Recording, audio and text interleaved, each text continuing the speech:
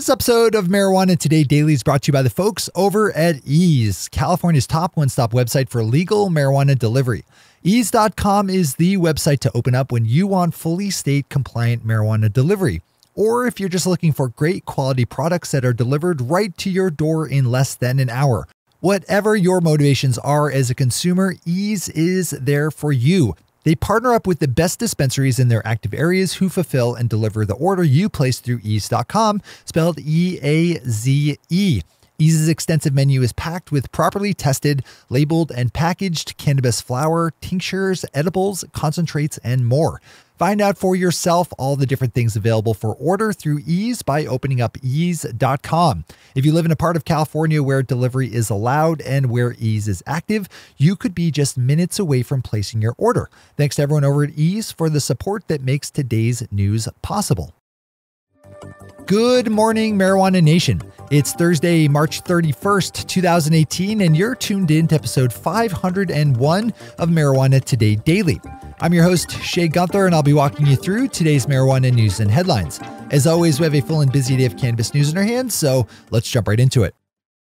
Our top story of the day is some good news for Michigan's medical marijuana community, as that state's medical marijuana licensing board announced the extension of a deadline for dispensaries to secure state licensing by 3 months. The deadline of June 15th to gain license or to shut down was problematic for Michigan medical marijuana dispensaries seeking state licensing, as the state has been unable to get through any of the applications it's received, so the push to September 15th makes all the sense in the world. The board will meet next on June 11th, during which time it's expected to hand out the first batch of business licenses, with more to follow all summer long. A quick bit of disclosure on this one, as one of our longtime sponsors, the Ohm of Medicine, is a medical marijuana dispensary located in Michigan that's currently seeking one of those operating licenses. Speaking of states processing cannabis business license applications, the state of Oregon says that it will not process this year any marijuana business application that it gets after June 15th. The Oregon Liquor Control Commission, or OLCC, oversees the state's legal cannabis market and says that it's been flooded with marijuana business operating license applications. As of last week, it had received more than 3,400 applications for cannabis businesses, on top of thousands of applications it has to process for individual industry workers. If you're involved in any kind of new business venture in Oregon, this is probably a good story to open up and read. As always, we have all the news we cover linked to on our website at mjtodaydaily.com and on our Twitter account at mjtodaydaily.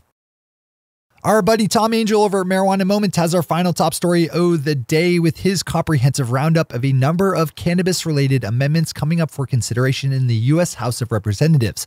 As Tom's reporting, the House Rules Committee has 4 marijuana amendments up on its schedule next week. Normally, that's a bad way to start a story about any proposed cannabis law, as the Rules Committee is chaired by rabid prohibitionist Representative Pete Sessions of Texas, whose normal reflex for any positive marijuana legislation is to kill it in committee. But the 4 bills going up before the Rules Committee next week involve military veterans, so the calculus for scuttling the bills is a little more complicated for Representative Sessions. Pop over to Tom's piece for details on the amendment and for more background and context on the overall larger storyline. Those are our top stories for today. It's time for Marijuana Today Daily Headlines Blitz. Before we blitz out in headlines, let's quickly thank our sponsor, Ease, California's top one-stop website for legal marijuana delivery. Open up ease.com and look for the little icon that reads shop, or you can just type in ease.com/menu to scan Ease's extensive array of products available for delivery. There's flower and vaporizer cartridges, packs, pods, and G-Pen inserts, edibles, drops, sprays, and capsules, and even products for your pets. Maybe you fancy pre-rolls or concentrates, or just need topicals or any number of cannabis accessories. It's all right there over at ease.com, where you can get an order going in minutes that will be delivered in less than an hour, assuming you live where Ease is active and that you're placing your order during legal delivery hours. Save yourself a trip to the dispensary with a visit to ease.com, which again is spelled E-A-Z-E. That's ease.com. All right, time for the blitz. Leafly's Bruce Barcott has an interesting piece up that looks at the federal crackdown on illicit marijuana markets for the positive benefits it brings to state legal operators. As Bruce titles it, quote, "The Jeff Sessions cannabis crackdown has arrived and it's awesome," unquote. Bruce puts forth that federal raids on illegal marijuana growers and dispensaries are helping to support those who choose to operate within state marijuana laws. A good story that I'd add to your to-read list today. Continuing on the theme of our previous story is another headline out of Leafly, this time about the city of Los Angeles cracking down on a large number of illicit marijuana operators. Yesterday, LA City Attorney Mike Feuer announced that his office would be focusing on illegal cannabis operations, saying that he's filed so far this year a total of 36 criminal cannabis cases involving 140 defendants. City Attorney Feuer also said that his office would be stepping up the number of cease and desist letters it would be sending out to marijuana businesses that haven't properly secured any kind of business license. The New York Times takes a look at a sad case out of Georgia involving a 15-year-old boy who was removed from his parents after they admitted to allowing him to smoke medical cannabis to treat a seizure disorder.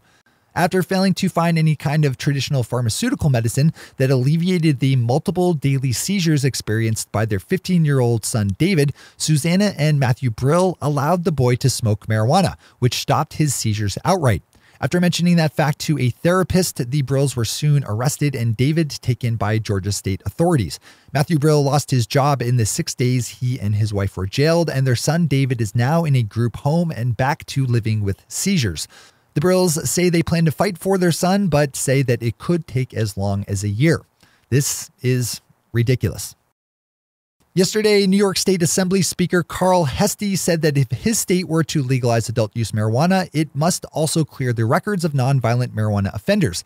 Speaker Heastie said, quote, "If we're going to get to the point that it's going to be legal, why should people still have trouble getting jobs and have a record for something that is legal?"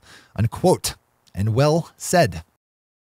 Yesterday, we reported on a new acquisition announced by Canadian licensed medical marijuana firm Aphria of a company located in the small African nation of Lesotho, which is enveloped entirely by the much, much larger nation of South Africa.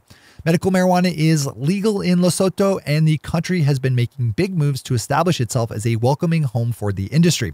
Yesterday, Canadian marijuana giant Canopy Growth got in on the expansion action with their announcement that it would be spending a little under $30 million Canadian to acquire a licensed marijuana company based in Lesotho. This is a storyline we should all be familiar with. With a dominant day, Leafly has another headline on the list of 10 with a good longer form piece up about the intersection of marijuana and beer brewing. Another storyline that we should all have a good handle on. Open this one up for the full read. Wrapping up today's news is Marijuana Moment's Kyle Yeager with a story about the possibility that the World Health Organization could soften its official stance on medical marijuana following a review of the drug's status under international law. A WHO committee is undertaking the review, and as Kyle is reporting, a pre-review report to be unveiled next week is expected to contain some positive findings about the medical benefits of cannabis. This one's packed with details and background, so I'd also open this one up for the full dive in. Those are the headlines and news for the day. I'll be back with you again tomorrow morning with another information-packed episode of Marijuana Today Daily. But in the meantime, if you have any stories to share or feedback to give, zip us an email to headlines@mjtodaydaily.com. And while you're clicking around the interwebs, swing over to our Twitter account at mjtodaydaily and visit our website at mjtodaydaily.com to find links to all the news we cover. Thanks to our sponsor, Ease, and to all of our awesome patron listeners for the support that makes this show possible. To join the illustrious ranks of the patron listeners yourself, swing over to our website at mjtodaydaily.com and click on that big blue button at the top of the page that says, Become a Patron. I'm your host, Shay Gunther. Thanks for tuning in and starting your day with marijuana today.